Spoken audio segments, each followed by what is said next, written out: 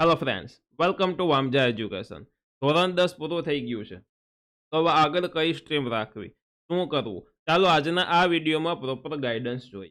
અને હા, એક વસ્તુનું ચોક્કસથી ધ્યાન રાખજો કે કેરિયરનું હંમેશા સાચી દિશામાં સિલેક્ટ કરવું. કઈ જગ્યાએ સિલેક્ટ કરવું, શું કરવું, એ તમામ વસ્તુ તમને આ વિડીયોમાં જણાવું છું. સૌથી પહેલાં તમારે બધા વિડીયોને લાઇક કરી દેવાનો છે તથા આ વિડીયોને તમારા ફ્રેન્ડ સાથે ચોક્કસથી શેર કરવાનો છે. ચાલો સ્ટાર્ટ કરીએ આ વિડીયો. ધોરણ 10 પછી શું? તમારું કેરિયરની શરૂઆતનો માર્ગ, અત્યારે કેરિયર જે તમારું આગળ જશે એનો સ્ટાર્ટિંગ માર્ગ અત્યારે હવે તમારે સિલેક્ટ કરવાનો હોય છે. ડૉક્ટર બનવું છે તો તમારે 11-12માં સાયન્સ રાખી અને બાયોલોજી સબ્જેક્ટ રાખવો પડે. એન્જિનિયર કરવું છે તો એના બે રસ્તા છે. ક્યાં ક્યાં રસ્તા છે આગળ જોશું. તો એવી રીતના અત્યારથી જ તમારે સાચો પાથ સિલેક્ટ કરવો પડે. સ્ટેપ બાય સ્ટેપ તમામ વસ્તુ જોતા જઈએ. કેરિયર પસંદગી શા માટે મહત્વપૂર્ણ છે? તો કે જીવનના મહત્વપૂર્ણ નિર્ણયો પૈકી એક તમારું રસ, કે તમને શેમાં રસ છે, તમારી રુચિ શેમાં છે, શક્તિ અને લક્ષ્ય જાણી અને પસંદગી કરો. તમારો ગોલ શું છે, શું તમારે બનવું છે તે જાણી અને તમે પસંદ કરો. યોગ્ય માર્ગ ચિહ્નિત કરવાથી સફળતા શક્ય છે. જો તમે યોગ્ય માર્ગ આમાં પસંદ કરશો તો જિંદગીમાં ચોક્કસથી સક્સેસફુલ થશો, સફળતા મળશે. ડન. ધોરણ 10 પછી શું વિકલ્પો છે? તે વિકલ્પોની હાઇલાઇટ તમને આપું તો એક તો તમે 11-12માં સાયન્સ સ્ટ્રીમ રાખી શકો. એની અંદર કાં તો તમે પીસીએમ રાખી શકો અને કાં તો પીસીબી રાખી શકો. એટલે કે કાં તો મેથ્સ સબ્જેક્ટ રાખી શકો અને કાં તો બાયોલોજી સબ્જેક્ટ રાખી શકો. ફિઝિક્સ અને કેમેસ્ટ્રી બંનેમાં આવે.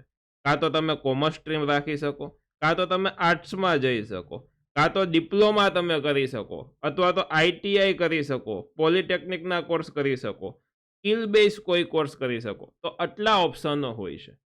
હવે આની અંદર કયા ઓપ્શનમાંથી આગળ શું બની શકાય એની માહિતી આપણે જોઈએ. તો સૌથી પહેલા જોઈએ સાયન્સ સ્ટ્રીમ, પીસીએમ. એટલે કે એની અંદરથી મેથ્સ સબ્જેક્ટ હોય અને મેથ્સ સબ્જેક્ટ જો તમે 10મા ધોરણની અંદર મેથ્સમાં સ્ટાન્ડર્ડ રાખેલું છે તો તમે રાખી શકો, બરાબર. બેઝિક રાખેલું છે તો રાખી શકો નહીં. તેમાંથી એક તો એન્જિનિયરિંગમાં જઈ શકાય, એક તો આર્કિટેક્ચરમાં જઈ શકાય, બરાબર, પીસીએમ સબ્જેક્ટ રાખીને. જો તમે બાયોલોજી સબ્જેક્ટ રાખો છો તો ડૉક્ટરની કોઈ લાઇનમાં જઈ શકાય, ખેતીવાડીની કોઈ લાઇનમાં, એગ્રીકલ્ચરની કોઈ લાઇનમાં જઈ શકાય. જેમ કે એમબીબીએસ થઈ શકાય, પીડીએસ થઈ શકાય, બીએસસી કરી શકાય. બીએસસી પાછું આ પીસીએમમાં પણ કરી શકાય, બરાબર. આની અંદરથી કેમેસ્ટ્રી, ફિઝિક્સ, મેથ્સ, બરાબર, એની અંદર બીએસસી થતા હોય છે. આની અંદર તમે કરો તો કેમેસ્ટ્રી ફિઝિક્સમાં બીએસસી આમાંય થાય, બરાબર. ઉપરનામાં જે કોર્સ થાય એ જ કોર્સ થાય. એના સિવાય બાયોલોજીના અલગ અલગ સબ્જેક્ટ છે, બોટની, ઝૂલોજી, બરાબર, એની અંદર પણ બીએસસી થતું હોય છે. એક્ઝામ કેવી કેવી તમારે ક્રેક કરવી પડે? તો કે જો તમે પીસીએમ રાખેલું હોય તો જેડબલઈ અને ગુજકેટ આપવી પડે. જો તમે પીસીબી રાખેલું હોય તો નીટ અને ગુજકેટ આપવી પડે, બરાબર. કાં તો જેડબલઈ, ગુજકેટ, કાં તો નીટ અને ગુજકેટ. આ એક્ઝામ તમારે આપવી પડે. એ આ કોમ્પિટિટિવ એક્ઝામ છે અને એને ક્રેક કરવી પડે. ડન. ચાલો, કોમર્સ રાખો છો એમાંથી તમે આગળ જતા સીએ થઈ શકો, સીએસમાં એડમિશન લઈ શકો, સીએમએ કરી શકો, બીકોમ કરી શકો, એમબીએ કરી શકો આગળ જતા, બરાબર. કેરિયર કયું એમાં તમારું બને? તો કે એકાઉન્ટિંગમાં કેરિયર બને, બેન્કિંગમાં બને, ટેક્સવાળી જે કાંઈ લાઈન હોય એમાં બને, બરાબર. અને આ કોમ્પિટિટિવ એક્ઝામ ફ્રેન્ડલી ગાઈડલાઈન છે. ટૂંકમાં આ એક જાતનો સ્ટ્રીમ છે, બરાબર. કે આગળ જતા તમે જે કોમ્પિટિટિવ એક્ઝામ, જે ગવર્મેન્ટ એક્ઝામ આવે છે તેની તૈયારી આમાં કરી શકો. એના પછી તમારે સીએ બનવું છે તો સીએની એક્ઝામ, તમારે કોમ્પિટિટિવ એક્ઝામ આપવી પડે, બરાબર. તો તેમાં તમે બેસી શકો. જોકે સીએ 12મા ધોરણ પછી થાય. પછી સાયન્સમાં કર્યું હોય તોય થાય, કોમર્સમાં કર્યું હોય તોય થાય, અને આર્ટ્સમાં કર્યું હોય તોય થાય. પણ સીએ કરવા માટેની સૌથી બેસ્ટ લાઈન હોય તો કોમર્સ. ડન. ચાલો, આર્ટ્સ છે એની અંદર જુઓ તો બીએ કરી શકો, એટલે કે બેચલર ડિગ્રી આર્ટ્સની અંદર કરી શકો. એમના પછી જર્નાલિઝમમાં તમે જઈ શકો, ફિઝિયોલોજીમાં તમને ઇન્ટરેસ્ટ હોય તો તેમાં જઈ શકો. યુપીએસસી જીપીએસસીની જેને પહેલેથી ગોલ રાખેલું હોય ને પ્રિપેરેશન કરવાનું, એ મોટા ભાગે આર્ટ્સ રાખે. શું કામ? તો કે 11-12માં સાયન્સ કરતાં સહેલું પડે અને સાથે સાથે ત્યારથી તે કોમ્પિટિટિવ એક્ઝામ, યુપીએસસી જીપીએસસી જેવી એક્ઝામની પ્રિપેરેશન કરી શકે એટલા માટે. તો યુપીએસસી જીપીએસસીની એક્ઝામ, ટીચિંગ લાઇનમાં જઈ શકો, બરાબર. સામાજિક વિજ્ઞાન, ગુજરાતી, હિન્દી સબ્જેક્ટ ભણાવી શકો. સોશિયલ વર્ક, એમના પછી આઈડિયલ ફોર લિટરેચર અને હ્યુમેનિટીઝ લવર્સ હોય તો તમે આમાં જઈ શકો છો. ડન. તો આ થઈ ગયું આર્ટ્સ. એમના પછી આગળ આપણે જોઈએ તો ડિપ્લોમા અને આઈટીઆઈ.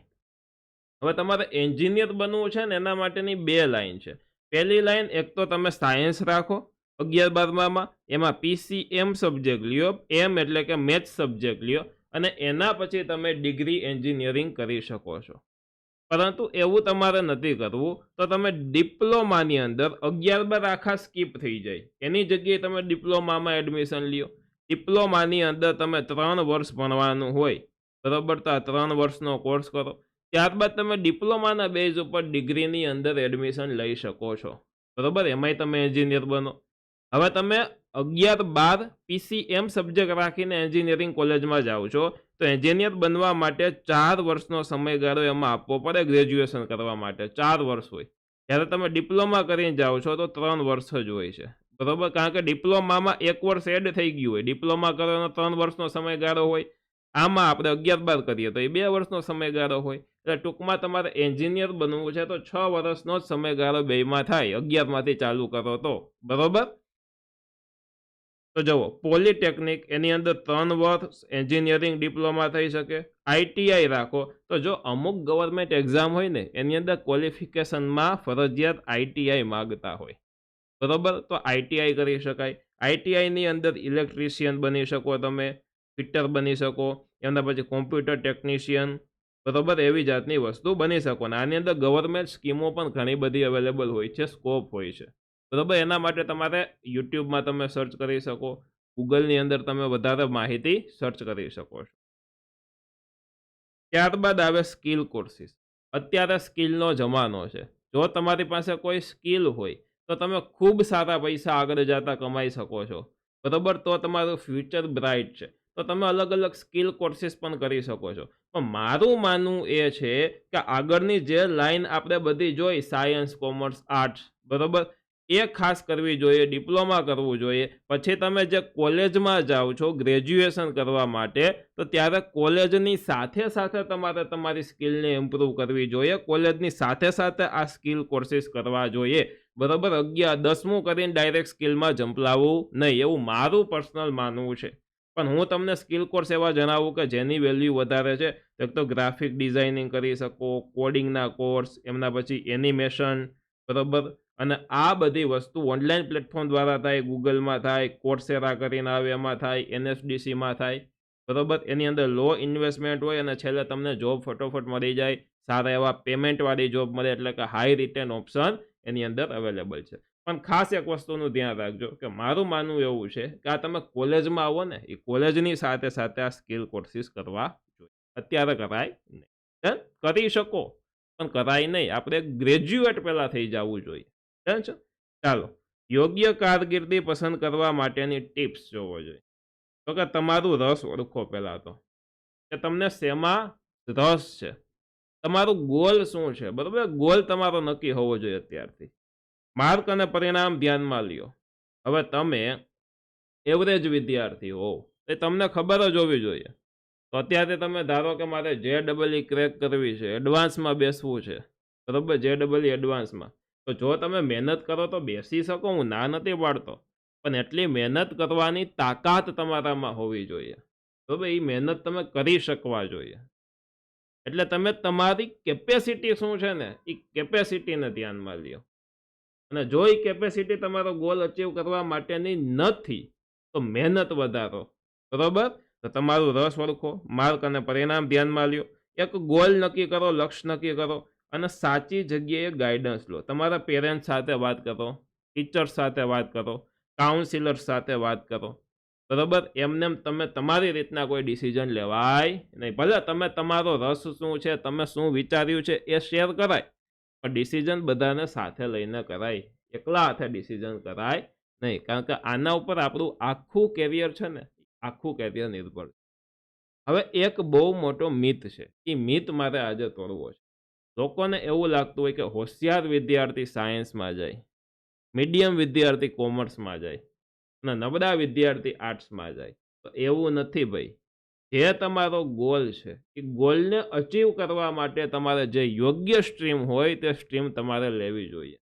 બરાબર, ઘણા હોશિયાર વિદ્યાર્થીઓ છે, ખૂબ હોશિયાર છે, એ કોમર્સમાં જાય છે અને પછી સીએ બને છે. સીએ બનવું એ કોઈ સહેલી વસ્તુ નથી. બરોબર, અથવા તો આર્ટ્સ રાખે છે, આગળ જતા યુપીએસસીની પ્રિપેરેશન કરે છે અને યુપીએસસીને ક્રેક પણ કરે છે. તો યુપીએસસી કરવું કોઈ સહેલી વસ્તુ નથી. દુનિયાની ટફેસ્ટ એક્ઝામમાં એના નામ છે યુપીએસસીનું, જેડબલઈનું. બરોબર, તો એ કોઈ વસ્તુ સહેલી નથી આગળ જતા. બધામાં મહેનત માગે એવી વસ્તુ છે. એટલે જે રસ છે, જે ગોલ છે, જે તમે કરી શકો છો, જે તમને પરવડે છે, એવી જગ્યાએ તમારે આગળ જવું જોઈએ. હવે એક વિદ્યાર્થીઓ ખાસ હું તમને કહું છું કે જો તમે 11th-12thમાં સાયન્સ સ્ટ્રીમ રાખો છો, એની અંદર પીસીએમ એટલે કે મેથ્સ સબ્જેક્ટ રાખો છો, બરાબર, ફિઝિક્સ, કેમેસ્ટ્રી અને મેથ્સ રાખો છો, તો આપણી વામજા એજ્યુકેશન એપ્લિકેશનની અંદર 11મા ધોરણનો મેથ્સ વિષયનો કોર્સ મૂકેલો છે. તો ચોક્કસથી તમે તે પરચેસ કરી શકો છો. તમે 11 સાયન્સના કોર્સ જોયા હોય, જેડબલઈની પ્રિપેરેશન કરાવતા હોય, મિનિમમ 3-4 હજાર ઉપરના કોર્સ હોય, ઘણા તો લાખ 1.5 લાખના કોર્સ હોય. આપણો કોર્સ માત્ર ને માત્ર 1600 રૂપિયાનો એટલે 1599નો છે. પરંતુ એમાંય પાછી અત્યારે 50% ડિસ્કાઉન્ટ ચાલે છે. એટલે અત્યારે તમને 799 રૂપિયામાં માત્ર કોર્સ મળશે. બરોબર, આખું 11મું ધોરણ 1 વર્ષ આખો કોર્સ તમારો ચાલશે. તો ચોક્કસથી તમે પરચેસ કરી શકો છો. આશા રાખું છું કે આજે મેં તમને ગાઈડન્સ આપ્યું છે તો આ ગાઈડન્સ તમને ગમ્યું હશે. ચોક્કસથી બધી જ વસ્તુ એક વખત તમારે ગૂગલમાં વેરીફાઈ કરી લેવાની. બરોબર, વેકેશન છે તમારે તો એકવાર બેસો નેટ સાથે, બરોબર, મોબાઈલ અથવા તો કોમ્પ્યુટર લઈને, અને ચોક્કસથી એની અંદર તમે સર્ચ કરો બધા અલગ અલગ કેરિયર ઓપ્શન, જેથી કરીને તમને ખ્યાલ આવે. આશા રાખું છું કે આ વિડીયો તમને ગમ્યો હશે. ચોક્કસથી લાઇક કરી દો, ચેનલને સબસ્ક્રાઇબ કરી દો અને વામજા એજ્યુકેશનની અંદર 11 સાયન્સમાં મેથ્સ સબ્જેક્ટનું કન્ટેન્ટ પણ હવે આવશે. તો ચોક્કસથી જોડાયેલા રહેજો. મળીએ છીએ નેક્સ્ટ વિડીયોમાં. ધન્યવાદ.